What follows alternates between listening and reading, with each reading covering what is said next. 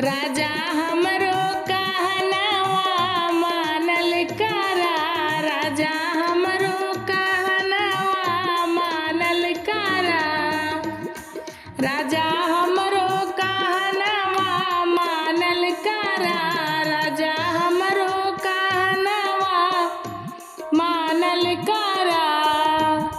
घरे के खाना राजा निको ना लागे। घरे के खाना राजा निको ना लागे।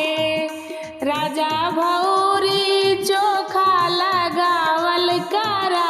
राजा भौरी चोखा लगावल करा। राजा हमरो कहनवा मानल करा। राजा हमरो कहनवा मानल करा। घरे के पानी राजा निको ना लागे। बाल्टी के पानी राजा निको ना लागे। राजा यारो के पानी मंगावल करा।